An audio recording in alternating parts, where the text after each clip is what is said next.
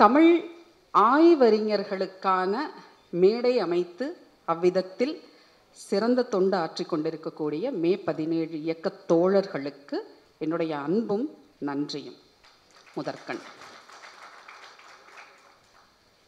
கொடுத்திருக்கிற தலைப்பு தமிழும் கிறிஸ்தவமும். ரெண்டுமே கொஞ்சம் இதுக்கும் அதுக்கும் எந்த விதத்திலையும் தொடர்பே இல்லாத இரண்டு வித்தியாசமான பொருண்மைகள். கிறிஸ்தவத்தால் தமிழ் பெற்றது அதிகம், தமிழ் சமூகம் பெற்றது அதிகம். தமிழிலிருந்து கிறிஸ்தவத்திற்கு போய் சேர்ந்ததும் அதிகம். இரண்டு பக்கமுமே கொடுக்கல் வாங்கல் ரொம்ப இயல்பானதாக நடந்திருக்கிறது. தோழர் கரு ஆறுமுக தமிழன் பேசின அந்த தலைப்பை ஒட்டியே அதிலிருந்தே தொடங்கணும் அப்படின்னு நான் நினைக்கிறேன். ஏன்னா இந்த சமூகத்தில் மிக அதிகம் பேசப்படாத ரெண்டு பொருண்மைகள் உண்டு அப்படின்னா, ஒன்று பெண்கள், இன்னொன்று ஒடுக்கப்பட்ட சமூகம். இந்த ரெண்டை பற்றியும் இந்த தமிழ் சமூகம் யாருக்கோ நேர்ந்து கொண்டிருக்கிற திருவிழா போல கைத்தட்டி கடந்து போய் கொண்டிருக்கிறது அப்படிங்கிறது தான் அன்றாடம் நாம் பார்த்து கொண்டே இருக்கிறோம். சாம்வெல் மட்டீர் அப்படிங்கிற ஒரு வரலாற்றாளர் 1883 திருவிதாங்கூர் சமஸ்தானத்தில் பெண்களின் நிலை என்ன என்பதை எழுதுகிறார். ஒருவன் தாழ்ந்த சாதியை சேர்ந்தவன் என்ற அடையாளம் கண்டு ஒதுங்கிக் கொள்ள அவனுக்கு மேலாடை அணிய அனுமதி மறுக்கப்படுகிறது. சாதியத்தின் விளைவு இது. பார்ப்பனர்களை தவிர வேறு எல்லோரும் தங்களை விட உயர்ந்தவர்களை கண்டால் மேலாடையை தலையிலோ இடையிலோ எடுத்து கட்ட வேண்டும் என்பது சட்டம். மேலாடையை மன்னரே அவரை விட உயர்ந்த பத்மநாப சுவாமியின் முன் அணிவதில்லை. மன்னர் அணிய மாட்டாரு. மிக உயர்ந்த அதிகாரியாக இருப்பினும் அவருக்கு மன்னர் முன் மேலாடை அணிய அனுமதி இல்லை. இது வரைக்கும் கரெக்டு தான். அடுத்தது, மரியாதைக்குரிய ஆண் ஒருவனுக்கு பெண்களும் இவ்வாறே மரியாதை செலுத்த வேண்டும். அப்போ ஒரு பெண் மரியாதைக்குரிய ஆணுக்கு மரியாதை செலுத்த வேண்டும் என்றால் மேலாடையை துறந்து அவருக்கு மரியாதை செலுத்த வேண்டும் அப்படிங்கிற நடைமுறை திருவிதாங்கூர் சமஸ்தானத்தில் இருக்குது. இதற்கு எதிராக கிறிஸ்தவ மிஷனரிகள் மிகப்பெரிய சமர் ஒன்றை புரிந்து கொண்டிருக்கிறார்கள். ஒரு கட்டத்தில் பத்மநாபபுரம் நீதிமன்றத்திற்கு அங்கே இருக்கக்கூடிய நிலைமையை விளக்கி ராணி ஒரு கடிதம் எழுதுகிறார். அதில் தோழர் ஏற்கனவே குறிப்பிட்டது போல ரெண்டு முக்கியமான பிரிவு பெண்களுக்கு மேலாடை அணிவதற்கான அனுமதி மறுக்கப்பட்டிருந்தது. ஒன்று நாடார் சாதி பெண்கள், இன்னொன்று ஈழவ சாதி பெண்கள். இந்த ரெண்டு சாதி பெண்களும் அல்லாத பிற ஒடுக்கப்பட்ட சாதி பெண்களுக்கும் அந்த அனுமதி கிடையாது. அப்போ அந்த அம்மா என்ன சொல்றாங்க, ராணி, சாணாட்டிகள் மேல் சீலை அணிவதற்கு யாதொரு நியாயமும் இல்லை. எனவே அவர்கள் மேல் சீலை அணியும் வழக்கத்தை நிறுத்தும்படி உத்தரவிடப்படுகிறது. யார் சொல்றாங்க? தானே மேலாடை போடாத ஒரு ராணி. சாணாட்டிகள் கிறிஸ்தவ மதத்தை தழுவினால் மேல் சீலை அணிவதற்கு பதிலாக குப்பாயம் அணிந்து கொள்ளலாம் என்று வெளியிட்ட உத்தரவை அனைத்து பகுதிகளுக்கும் அனுப்பியுள்ளோம். தமிழ்நாட்டில் நீங்கள் ஒரு கிறிஸ்தவ பெயரை வைத்துக்கொண்டு சமூக ஊடகங்களில் இயல்பாக இயங்கிக் கொண்டிருந்தால் உங்களுக்கு முதலில் அவர்கள் தரக்கூடிய பட்டம் ரைஸ் பேக் கன்வெர்ட். இதை யாராவது கேள்விப்பட்டிருக்கீங்களா? இந்த பெயரை அரிசிக்கு மதம் மாறியவர்கள், ரொட்டிக்கு மதம் மாறியவர்கள், நீ அவதானே, நீ இவன் தானே அப்படிங்கிற ஒரு அடையாளத்தை, ஒரு முத்திரையை கிறிஸ்தவ அன்பர்களுக்கு தொடர்ச்சியாக அன்றாடம் இந்த இணைய உலகம் கொடுத்துக்கிட்டே இருக்கு. அப்போ ரொட்டிக்காக மதம் மாறினாங்களா? சாப்பாட்டுக்காக மதம் மாறினாங்களா? பெண்கள் மேலாடை அணிய வேண்டும் என்பதற்காக மதம் மாறிய நாடார் சாதியினர் ஆயிரக்கணக்கில் இருந்திருக்கிறார். தான் வீட்டு பெண், தன் குடும்பத்தைச் சேர்ந்த பெண் மேலாடையை அணிந்து கொள்ள வேண்டும், அவர்களுக்கு கல்வி கிடைக்க வேண்டும் என்பதற்காக இந்த மதத்தை தழுவியவர்கள் மிக அதிகமாக இருந்திருக்கிறாங்க. இந்த காலகட்டத்தில், இந்த அம்மா சொல்ற காலகட்டத்தில் சாணாட்டிகள் மேல் சிலை அணிவதற்கு யாதொரு நியாயமும் இல்லை அப்படின்னு அரசு அறிவிக்கிறது 1823ஆம் ஆண்டு. இதே காலகட்டத்தில் தான் அதே நாகர்கோயில் பகுதியில் மால்ட் மீட் அப்படின்னு சொல்லி ரெண்டு மிஷனரிகள், கிறிஸ்தவ மிஷனரிகள், சீர்திருத்த சபையை சேர்ந்தவர்கள், லண்டன் மிஷன் அப்படின்னு சொல்லக்கூடிய மிஷனில் வேலை செய்கிறாங்க. அவங்க இருவருடைய மனைவிகளும் மார்த்தா மால்ட், மார்கரெட் மீடு அப்படிங்கிற இந்த ரெண்டு பெண்களும் சத்தமே இல்லாமல் ஒரு பெரிய புரட்சியை இந்த பெண்களுக்கிடையே செய்கிறாங்க. என்ன அப்படின்னா, அவர்களிடம் கொண்டு வரப்படக்கூடிய பெண்களுக்கான ஒரு கல்வி நிலையத்தை வச்சிருக்காங்க. அந்த கல்வி நிலையத்திற்கு உள்ளே வரக்கூடிய பெண்களுக்கு முதலில் அணிவதற்கு குப்பாயம் என்கிற சட்டை தரப்படுகிறது. நீங்க கிறிஸ்தவ மதத்தை தழுவுறதெல்லாம் பின்னாடி, பள்ளிக்கூடத்துல படிக்க வந்தா உங்களுக்கு முதல்ல சட்டை தருவோம். அப்படி கொண்டு வரப்படக்கூடிய பெண்கள் ஒருவேளை தங்கள் மனமு வந்து அப்படி வர முடியல அப்படின்னா, அந்த பெண்களை அடிமைகளாக விற்கவும் வாங்கவும் பட்டு கொண்டிருந்த பெண்களை 2 சக்கரம் காசுக்கும் 3 சக்கரம் காசுக்கும் விலை கொடுத்து வாங்கி குப்பாயம் அணிவித்தார்கள்ங்கிறது செய்தி, வரலாற்று தரவு. அப்ப அந்த பெண்களுக்கு கல்வியையும் கொடுத்து படிக்கக்கூடிய பெண்கள் அடுத்து தங்களை நிலைநிறுத்திக் கொள்வதற்கு சமூகத்தில் ஒரு தொழிலையும் கைத்தொழிலையும் கற்றுக் கொடுத்து, இங்க பாத்தீங்கன்னா நாகர்கோயில் லேஸ் அப்படின்றது வந்து உண்மையிலேயே மிக மிக முக்கியமான ஒரு சமூக புரட்சியாக தமிழ் மண்ணில் உருவெடுத்திருந்தது. கிட்டத்தட்ட பார்த்தீங்கன்னா 1857, 67, 51, 85 எல்லா காலகட்டங்களிலும் உலகம் முழுக்க இருந்த கைவினை கண்காட்சிகளில் நாகர்கோயிலில் இருந்த ரேந்தா தையல் உலக அளவில் பரிசு பெறுது அப்படிங்கிறத நம்ம பார்க்குறோம். அத்தனையும் புதிதாக மதம் மாறி வந்த கிறிஸ்தவ பெண்கள் தங்கள் கைகளினால் செய்த ரேந்தா தையல். அப்போ இங்கே பெரிய பெரிய புரட்சிகள் எல்லாம் இங்கே வந்து ஆயுதங்களால் வந்துவிடவில்லை, பெண்களின் கைகளில் வந்தது.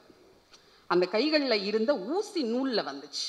ஊசி நூலில் தொடங்கிய இந்த புரட்சி ஒரு பக்கம் நடந்துக்கிட்டே இருக்க, இன்னொரு பக்கம் கிறிஸ்தவத்தை பற்றி பெரும்பாலும் நமக்கு சொல்லப்படக்கூடிய ரொம்ப முக்கியமான விஷயம் என்ன அப்படின்னா, எப்படி இஸ்லாமியர்கள் எல்லாம் மத்திய தரைக்கடல் நாட்டிலிருந்து வந்தாங்களோ, வந்து இங்கே ஏறிய வந்தேரிகளாக இருந்தார்களோ, அதே போல கிறிஸ்தவர்கள் எல்லாம் ஐரோப்பாவில் இருந்து வந்த வந்தேரிகள் அப்படிங்கிற ஒரு பொது பார்வை இங்கே இருந்துகிட்டே இருக்கு. அதுக்கு கிறிஸ்தவர்களும் ஒரு பக்கம் எண்ணெயை ஊற்றிக்கிட்டே தான் இருக்காங்க. ஏன்னா பேசுவது முழுக்க ஆங்கிலம். சர்ச்சுக்கு போனாலும் நாங்கள் இங்கிலீஷ் பேசக்கூடிய சர்ச்சுக்கு தான் போவோம். அப்போ தான் நம்ம பிள்ளைங்க இங்கிலீஷில் ரொம்ப ப்ரொஃபிஷியண்ட்டாக இருப்பாங்க. நம்பக்கூடிய கிறிஸ்தவர்கள் இன்றும் நகரங்களில் இருக்கத்தான் செய்கிறார்கள். ஆனால் சதுரகதாதி உட்பட மிக முக்கியமான தமிழ் நூல்களை, அகராதிகளை தமிழுக்கு கொடுத்தவர்களாக ஐரோப்பியர்கள் இருக்கிறாங்க. இங்கே முதல்ல பரவலாக கிறிஸ்தவத்தை கொண்டு வந்தது அப்படிங்கிறத நீங்க பார்த்தீங்கன்னா பிரான்சிஸ் சவேரியாரை சொல்லுவாங்க. கடற்புறத்தில் இருந்த பரதவ இன மக்களை முதலாக ஒட்டுமொத்தமாக அவங்க கிறிஸ்தவத்துக்குள்ள கொண்டு வந்தது. ரோமை கத்தோலிக்க மதம் உள்ளே பரவுவதற்கு மிக முக்கியமான காரணமாக இருந்தவர் பிரான்சிஸ் சவேரியார். அப்போ கடற்புறத்தில் இருந்த மக்களை, குறிப்பாக பரவர் சமூக மக்களை, முக்குவர் சமூக மக்களை குறிவைத்து கிறிஸ்தவத்திற்கு மாற்றியதற்கான மிக முக்கியமான காரணியாக இங்கே இருந்தது நமக்கு பார்ப்பனியம் விட்டு சென்ற மிக முக்கியமான பரிசு. பார்ப்பனியம் நமக்கு என்ன கொடுத்துட்டு போச்சு? சனாதனத்தை கொடுத்துட்டு போச்சு. அந்த சனாதனம் புதிதாக மதம் மாறிய பரதவர்கள் மூலமாகவும் முக்குவர்கள் மூலமாகவும் கிறிஸ்தவத்தில் வந்தேறியது அப்படின்றத நம்ம பார்க்கிறோம். திருவிதாங்கூர் மன்னர் என்ன சொல்றாருன்னா, பெருமளவில் 20,000 எண்ணிக்கையில் இருக்கக்கூடிய முக்குவர்களுக்கு ஒரு இடத்துல வச்சு மொத்தமா 20,000 மக்களுக்கு ஞானஸ்நானம் அப்படின்னு சொல்ற திருமுழுக்கு கொடுக்கிறார் பிரான்சிஸ் சவேரியார். அதற்கான உரிமை மன்னர் கொடுக்கிறார். இவங்க எல்லாத்தையும் நீ கிறிஸ்தவத்துக்கு மாத்திக்கப்பா அப்படின்னு. உள்நாட்டில் இருக்கக்கூடிய வேளாண்மை செய்யக்கூடிய ஏற்கனவே சனாதனத்தில் படிநிலையில் இருக்கக்கூடிய அந்த மக்களை கைவிட்டு விட்டு ஒட்டுமொத்தமாக கடற்புறத்தில் உள்நாட்டில் இருக்கக்கூடிய இந்த சனாதன சமயங்களுக்குள் வராத மக்களை உள்நாட்டுக்கு எந்தவித பாதிப்பும் இல்லாமல் கடற்கரையோரமாக பழங்குடிகளாக இருந்த மீனவர்களை மதம் மாற்றுவது என்பது இவர்களுக்கு எளிதானதாக இருந்திருக்கிறது. சனாதனம் எப்பயுமே தண்ணி மாதிரி, வாட்டர். நீங்கள் தண்ணியை நீங்கள் எந்த கண்டெய்னருக்குள்ளே நீங்கள் ஊற்றி வச்சிங்கனாலும் அதுக்கு ஏற்ற மாதிரி அது தன்னை உருமாற்றி தக்க வைத்துக் கொள்ளக்கூடியது. அப்படித்தான் கிறிஸ்தவத்திற்குள்ளும் சனாதனம் மெதுவாக நுழைந்து தன்னை தக்க வைத்துக் கொண்டது அப்படிங்கிறத நம்ம பார்க்குறோம்.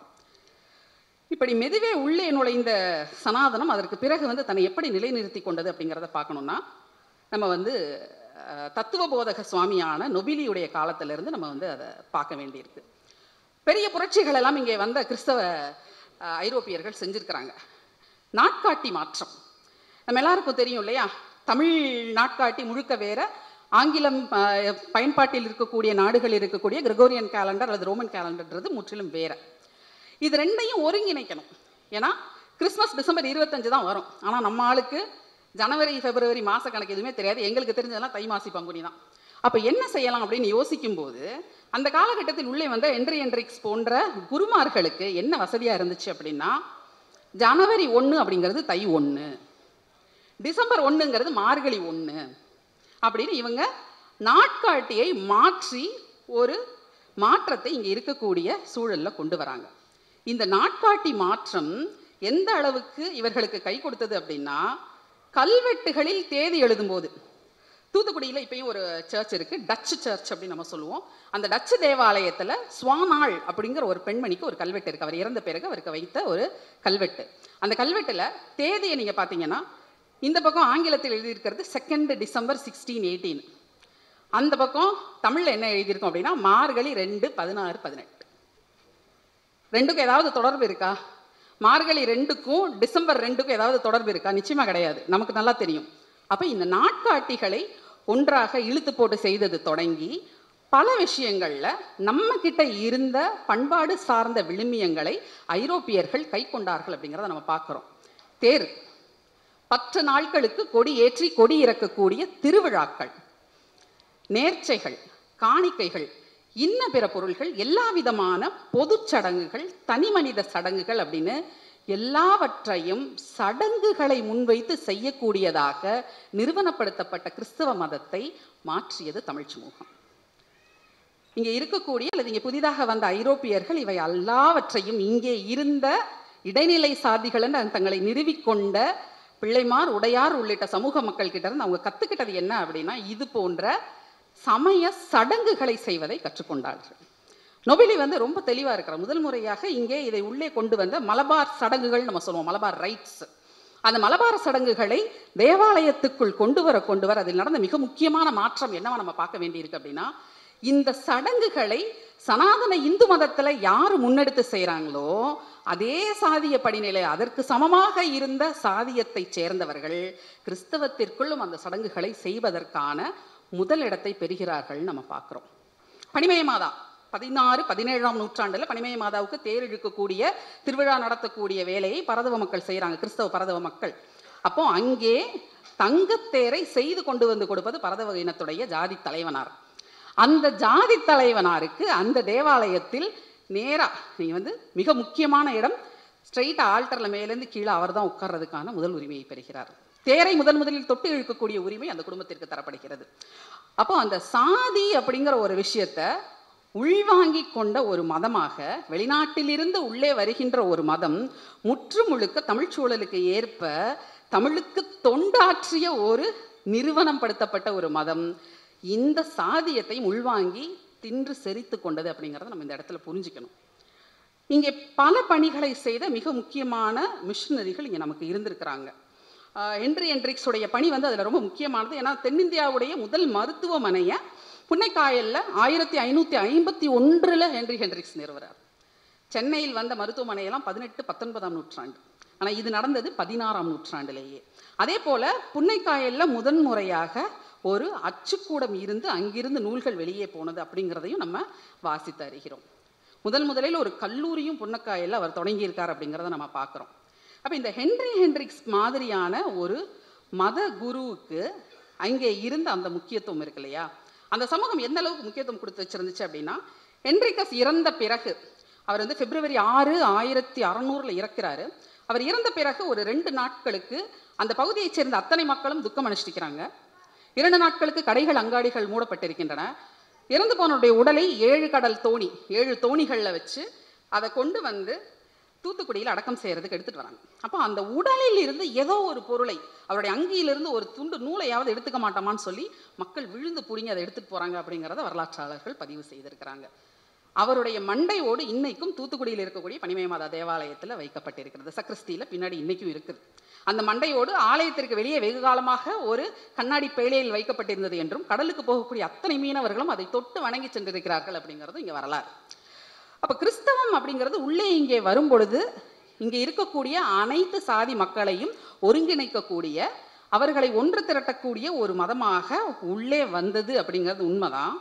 ஆனால் தங்களை நிலைநிறுத்தி கொள்வதற்காக இங்கே இருந்த மிஷனரிகள் தமிழ் தொண்டு அவர்கள் செய்தது ஒரு புறம் என்றால், இன்னொரு புறம் இங்கே இருந்த சாதிய சனாதனமாக மிக்க இந்த சூழ்நிலையை தங்களுடைய மதத்தை பரப்புவதற்காக அவர்களும் பயன்படுத்தி கொண்டார்கள் அப்படின்னு நம்ம சொல்லணும். ஒரு ஆலிஷிப் இருந்திருக்கு. அங்கிருந்து வந்தவங்களுக்கு இந்த சூழல் கை கொடுத்தது. அதே மாதிரி இந்த சூழலை அவர்கள் தங்களுக்கு சாதகமாக பயன்படுத்தி கொண்டார்கள் அப்படிங்கிறத நம்ம இந்த இடத்துல பார்க்க வேண்டியிருக்கு. இது ரொம்ப மிக முக்கியமாக நம்ம கவனிக்க வேண்டியது இருக்கு. பிரான்சிஸ் ஒயிட் எல்லிஸ் அப்படிங்கிறவரை பற்றி நீங்கள் கேள்விப்பட்டிருப்பீங்கன்னு நினைக்கிறேன். கேள்விப்பட்டிருக்கீங்களா இந்த பெயரை? இதற்கு முன்னாடி எல்லிசன் என்று தன்னை அழைத்து கொண்டவர். சென்னையில் மட்டுமே 27 கிணறுகளை அவர் வெட்டி இருக்கிறாரு. மிக முக்கியமான சமூக பணியாக அதை நம்ம பார்க்க வேண்டியிருக்கு. ஏன்னா கிணறு வெட்டுறது அப்படிங்கிறத நம்ம ரொம்ப சாதாரணமாக இப்போ நினச்சிட்டு இருக்கோம். ஆனால் ஒடுக்கப்பட்ட சாயத்தை சேர்ந்த மக்கள் பொது கிணறுகளை பயன்படுத்துவதற்கு தடை இருந்த காலகட்டம் அது. அப்போ அப்படிப்பட்ட காலத்தில் அனைத்து மக்களுக்கும் பொதுவாக கிணறுகளை தோண்டியவர்களாக இந்த மிஷனரிகள் இருந்திருக்காங்கிறது ரொம்ப முக்கியமானது. அந்த பிரான்சிஸ் ஒயிட் எல்லிஸ் ராமநாதபுரத்தில் இறந்து போகிறார். அவருக்கு பிரான்சிஸ் ஒயிட் எல்லிஸுக்கு ராமநாதபுரம் சர்ச்சில் ஒரு கல்லறை கட்டி இருந்தது. ஒரு காலகட்டத்தில் அந்த கல்லறை இடிக்கப்பட்டது. கல்லறை கற்களை அப்போ அங்கே இருந்த ஒரு தொல்லியல் ஆய்வாளர் மிக ஆசையாக, ஐயா இதை நீங்கள் தயவுசெய்து கல்லை உடச்சிடாதீங்க, கொடுத்துருங்க அப்படின்னு சொல்லி அதை வாங்கிட்டு போய் ராமநாதபுரம் மாவட்டத்தில் இருக்கக்கூடிய அருங்காட்சியகத்தில் பாதுகாத்து வைத்திருக்கிறார். அதில் என்ன எழுதி இருக்குன்னு வாசிக்கிறேன் கேளுங்க. முத்தமிழ் ஆகிய முதல் கசடர கற்ற அறிந்தவற்றுள் கலை பல உணர்ந்தோன் புத்தமிழ் தேன்தமிழ் பொழில் வாக்கினன் மனு முத நூல்களில் வழக்கு நெறிய வினைத்தும் இனமுதல் தொகுத்து இங்கிலீஷில் விரித்தோன் திருவள்ளுவ பெயர் தெய்வம் செப்பிய அருள் குறநூலுள் அறப்பாலினுக்கு தங்கு பல நூல் உதாரணங்கள் விழல் பெய்தி இங்கிலீஷ் அதனில் இணங்க மொழிபெயர்த்தோன் அப்படின்னு தன்னைத்தானே அவர் சொல்லிக்கிறார். அவருடைய கல்லறை கல்வெட்டு இதை குறிப்பிடுது.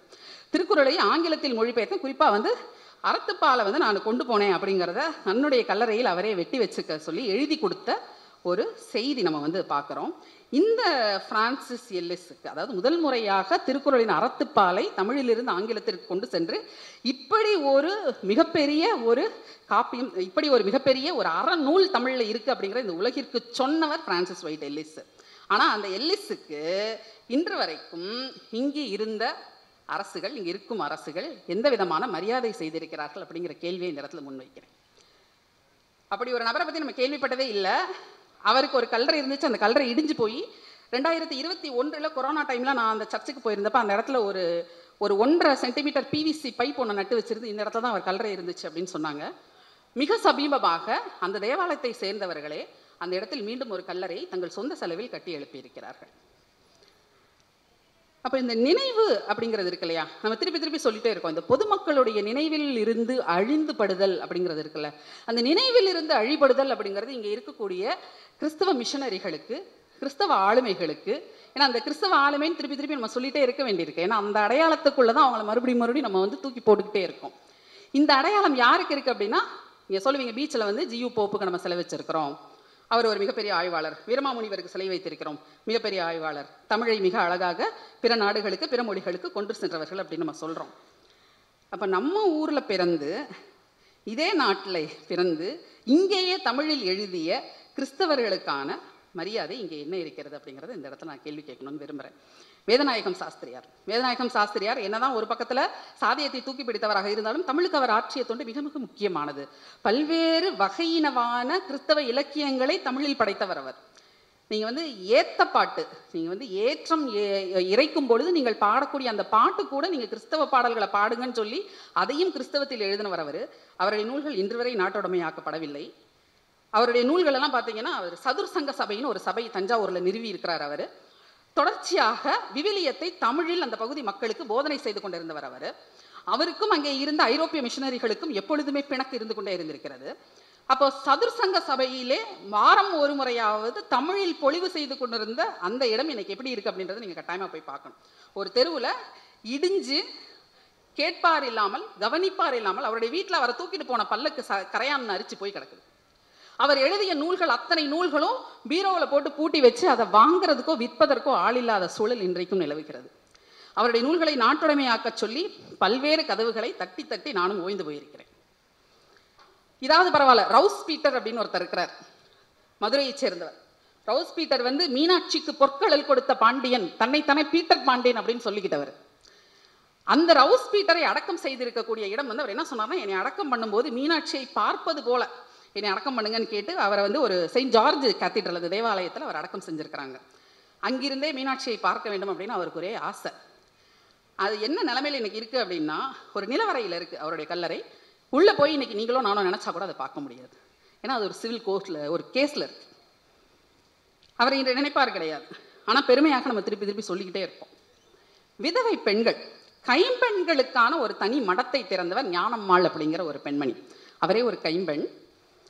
கைம்பெண்களை ஒருங்கிணைத்து அவர்களுக்கான ஒரு மடம், அன்னம்மாள் மடம்ங்கிற அந்த மடத்தை அவங்க நிறுவுறாங்க. கைம்பெண்களாக இருக்கக்கூடிய ஏராளமான பெண்களை தன்னுடன் இணைத்து கொண்டு பெண்களுக்கான மத போதனையை அந்த பெண்கள் செய்து கொண்டிருக்கிறார்கள். தாடப்பத்திரி ஞானமா அப்படிங்கிற அந்த பெண்மணி முழுக்க முழுக்க வேலை செய்தது கீழச்சேரி இந்த பகுதியைச் சேர்ந்த பெண்கள் கிட்ட தான் அவங்க வேலை செஞ்சிருக்கிறாங்க. அவங்களுடைய பணிகளை இன்று நினைவு கொள்வார் இல்லை. அப்போ சரி, இது ஒரு பக்கம். மிஷனரிகளுடைய பணிகள் அவங்களை நாம கண்டுக்கலாம், அது வேற விஷயம். கல்வி நிலையங்கள் என்ன சூழலில் இருக்கின்றன? தமிழ்நாட்டிலேயே பெண்களுக்காக தொடங்கப்பட்ட முதல் பள்ளி எங்க இருக்கு தெரியுமா? பெண்களுக்காக தொடங்கப்பட்ட முதல் பள்ளி, குறிப்பாக ஒடுக்கப்பட்ட பறையர் சாதி பெண்களுக்காக திறக்கப்பட்ட பள்ளி எங்க? எழும்பூர். இல்லை, எழும்பூர்ல இல்ல. அதை திறந்தவரை நம்ம வேற ஒரு விஷயத்தாக கொண்டாடிட்டு இருக்கோம். தமிழ்ல பைபிளை முதன் முறையில் அச்சில் கொண்டு வந்தவர் அப்படின்னு சொல்லி பாராட்டிட்டு இருக்கோம். அச்சு இயந்திரத்தை முதலில் தமிழ்நாட்டுக்கு கொண்டு வந்தவர் நம்ம பாராட்டிட்டு இருக்கோம். சீகன்பால். அப்ப சீகன்பால்குடைய பணியில நமக்கு எப்பயுமே ஒரு செலக்டிவ் அம்னீஷியா இருக்கும். ஒரு விஷயத்தை மாத்திரமே பேசுவோம், எதை பேசணுமோ அதை பேச மாட்டோம்.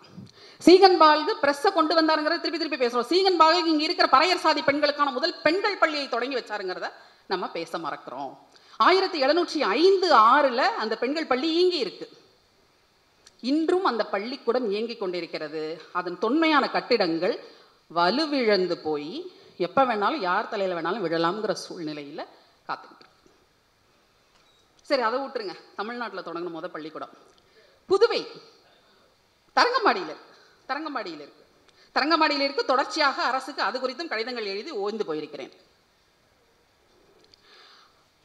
புதுவை, புதுச்சேரி தெரியும், பிரெஞ்சு ஆதிக்கத்தில் இருந்த ஒரு பகுதி. மிக முக்கியமாக அங்கே இருந்த பிரெஞ்சு ஆட்சியாளர்கள் யாருடைய ஆதரவை பெற்றிருந்தாங்க அப்படின்னா, அந்த பகுதியிலிருந்து MEP மிஷன் அப்படின்னு சொல்லக்கூடிய புதுவை பிரெஞ்சு மிஷன், அந்த மிஷனுடைய ஆதரவை, பேராதரவை பெற்றிருந்தவர்களாக இருந்தாங்க.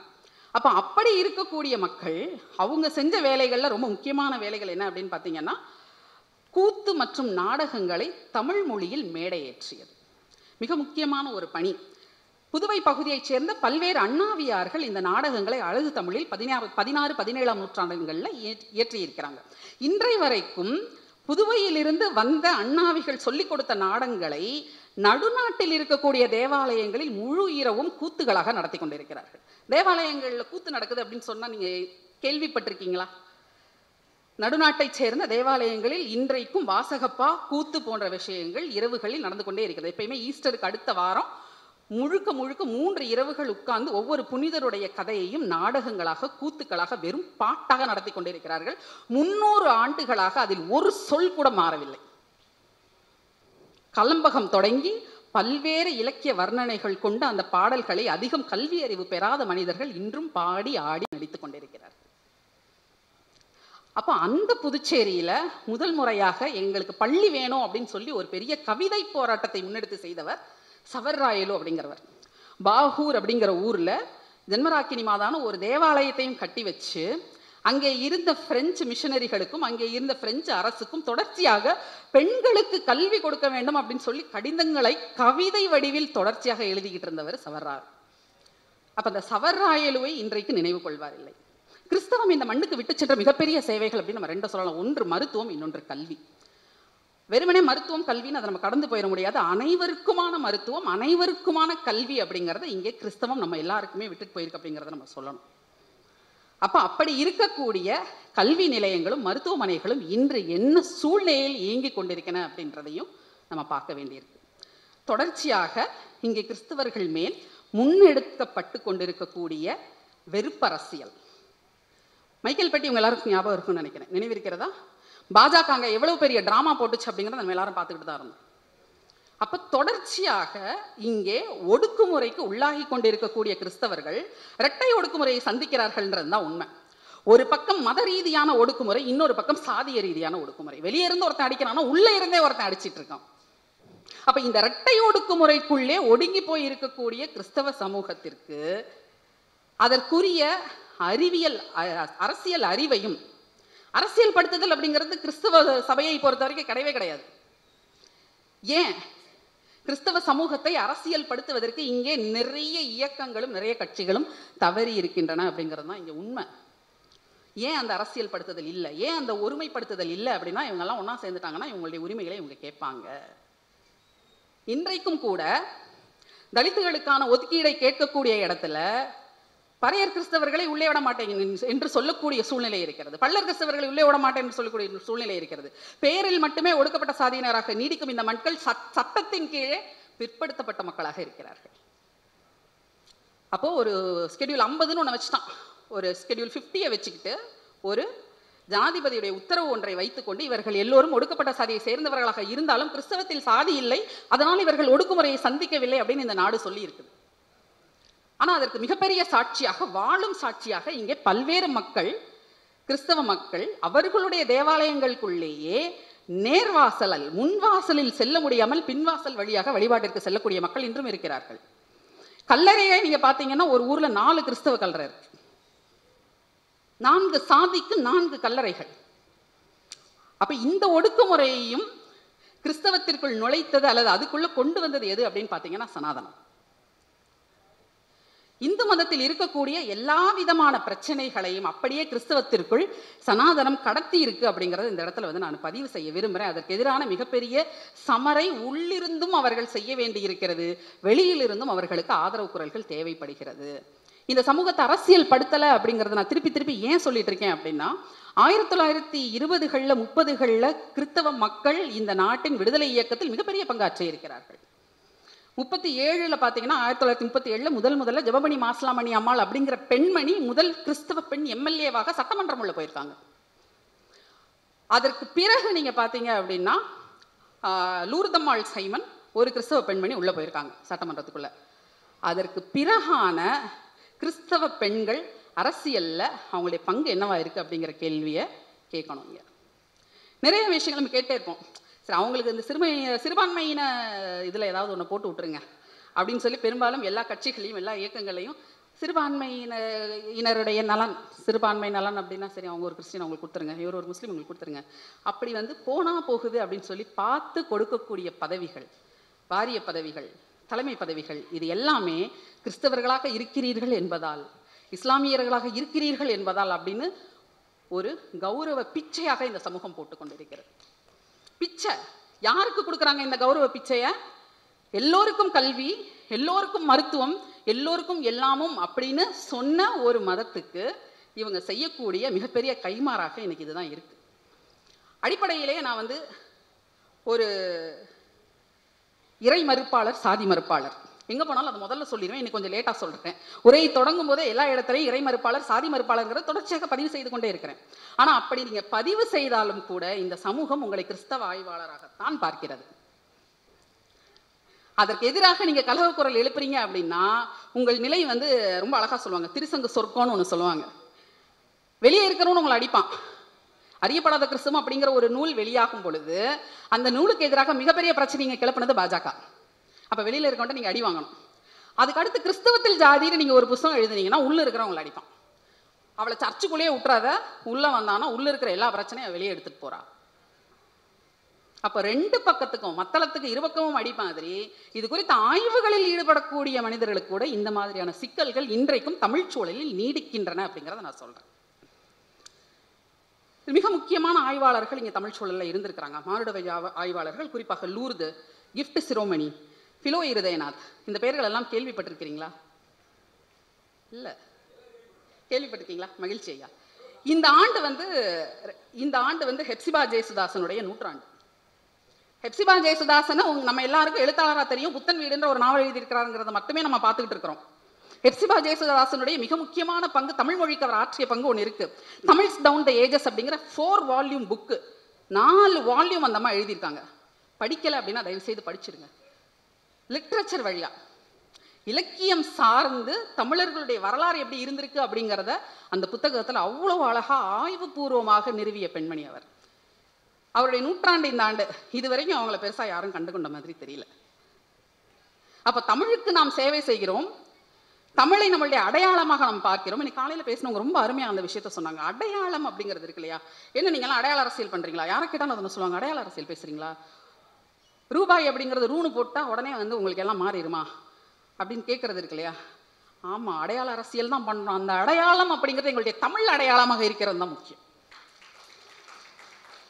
என்னை நான் கிறிஸ்தவளாக ஐடென்டிஃபை பண்ணிக்கல, என்னைய நான் வந்து ஒரு இந்த சாதியை சேர்ந்த இந்த பெண்ணை என்னை ஐடென்டிஃபை பண்ணல. என்னையை நான் எப்படி அடையாளம் கண்டுகொள்கிறேன்? என்னை ஒரு தமிழ் பெண்ணாக நான் அடையாளம் கண்டுகொள்கிறேன். கடிதின் துணிவே மூதின் மகளிர். கடிதின் துணிவே, கடுமையான நெஞ்சரம், கடுமையான துணிவு உண்டு. மூதின் மகளிர், மூத்த குடி பெண் நான். இடையில நான் எங்க வேணாலும் போயிட்டு வந்திருக்கலாம், பிரச்சனை இல்லை. எங்களுடைய குடும்பமோ எங்களுடைய முந்தைய தலைமுறையினரோ இந்த மதத்துக்கு போயிருந்துருக்கலாம், அதை பற்றி எனக்கு பிரச்சனை இல்லை. இன்று நான் யாராக இருக்கிறேன் அப்படிங்கிற அந்த அடையாளம் இருக்கு இல்லையா? அந்த அடையாளம் எனக்கு ரொம்ப முக்கியமானதாக இருக்கிறது. அப்போ இது போன்ற மேடைகள் கிடைக்கும் பொழுது இந்த இடங்களில் வந்து நம்ம எதை நம்ம திருப்பி திருப்பி நம்ம சொல்ல வேண்டியிருக்கு அப்படின்னா, இந்த மதத்திற்குள் கிறிஸ்தவம் அப்படிங்கிற கிறிஸ்தவத்தை பற்றி பெரும்பாலும் சொல்லும்போது அது ஒரு ஈகாலிட்டேரியன் ரிலீஜன் அப்படி ரொம்ப அழகாக ஒயிட் வாஷ் பண்ணி ரொம்ப பாலிஷ் பண்ணி சொல்லுவாங்க. அது ஒரு ஈகாலிட்டேரியன் மதம்ங்கிறத நான் எந்த காலத்திலும் ஏற்றுக்கொள்ள மாட்டேன். ஏற்றத்தாழ்வுகள் நிறைந்த ஒரு மதம் தான், இல்லைன்னு சொல்லலை. ஆனால் நம் நாட்டிற்கு அந்நிய சூழலிலிருந்து வந்த இந்த மதத்தை உள்ளே இருக்கக்கூடிய மக்கள் நாட்டார் கிறிஸ்தவமாக மொட்டை அடிப்பேன், காது குத்துவேன், கல்லறையில் போய் அங்கு பிரதட்சணம் பண்ணுவேன், நேர்ச்சை எடுப்பேன், முடி கொடுப்பேன், இது எல்லாத்தையும் செஞ்சுட்டு இருக்காங்க இல்லையா? அந்த நாட்டார் கிறிஸ்தவம் அப்படிங்கிறத நம்ம தமிழ் கிறிஸ்தவமாக பார்க்க வேண்டியிருக்கிறது. அந்த தமிழ் அடையாளம் அப்படிங்கிறத யாரெல்லாம் கை கொண்டிருக்கிறார்களோ அவரை நாம் விலக்காமல் நம்மோடு அவர்களை சேர்த்து இணைத்து பயணித்து வெற்றி காண வேண்டியிருக்கிறது அப்படிங்கிறத இந்த இடத்துல நான் பதிவு செய்கிறேன். இறுதியாக ஒரு முக்கியமான விஷயத்தை இப்போ நான் சொல்ல விரும்புகிறேன். ஏன்னா தோழர் திருமுருகன் காந்தி பேசும்போது அவங்க ரொம்ப முக்கியமாக இந்த விஷயத்தை குறிப்பிட்டாங்க. இப்போ நடந்து கொண்டிருப்பது மிகப்பெரிய பண்பாட்டு போர். இட்ஸ் அ வார். அப்போ இந்த போரில் நமக்கு தேவை அப்படின்னா படையில் நம்மோடு துணை வரக்கூடிய அத்தனை பேரும் நமக்கு தேவை. அவர் சொன்னார் இல்லையா, நமக்குள்ள 1000 சிக்கல்கள் இருக்கலாம், 1000 பிரச்சனை இருக்கலாம், அதெல்லாம் நம்ம அப்புறம் பேசிக்குவோம். ஆனால் முதல்ல இந்த பண்பாடு, தமிழ் பண்பாடு, இந்த பண்பாட்டின் மீது, இந்த மொழியின் மீது, இந்த விழுமியங்களின் மீது எவன் கை வச்சாலும் அவன் கையை முதல்ல வெட்டுறது நானா இருக்கேன். அந்த இடத்துக்கு நம்ம நகர்ந்து வரணும். நமக்குள் இருக்கக்கூடிய பிரிவினைகளை, அது அம்பேத்கரியமா, பெரியாரியமா, கிறிஸ்தவமா, இஸ்லாமா, அது எல்லாத்தையும் பின்னாடி பார்த்துக்கலாம். அதை இப்பொழுது பேசுவதற்கான காலம் அல்ல அப்படிங்கிறது தான் மறுபடியும் இப்போ நம்ம வந்து பார்க்க வேண்டியிருக்கு. மிக மிக மிக மோசமான ஒரு சூழல். அதாவது என்னுடைய பிள்ளைங்க காலத்தில் வர வேண்டிய பிரச்சனையெல்லாம் இப்போவே வருது அப்படிங்கிறது உண்மையிலே ஒரு விதத்தில் அச்சம் கொடுக்கக்கூடிய ஒரு விஷயமாக இருக்குது. ஹோலி நடந்துட்டு இருக்குது, வடநாட்டில் என்ன நடந்துட்டு இருக்குதுன்னு நம்ம பார்க்குறோம். மசூதிகளை திரையிட்டு மறைத்து கொண்டிருக்கிறார்கள். நாட்டில் எவன் வேணாமோ எதுக்கெல்லாமோ தர போடுறான். இவனுங்க மசூதிக்கே தர போட்டு மறைச்சு ஹோலி கொண்டாடுறாங்க. ஏன்னா அவங்களுடைய இந்துக்களுடைய மனது புண்படும் அப்படின்றான். இதுக்கெல்லாம் புண்படக்கூடிய அத்தனை மெல்லிய மனவாளர்களாக இங்கே இருக்கக்கூடிய இந்துக்கள் இருக்கிறாங்க அப்படிங்கிறது உண்மையிலே ரொம்ப வருத்தமாக இருக்கிறது.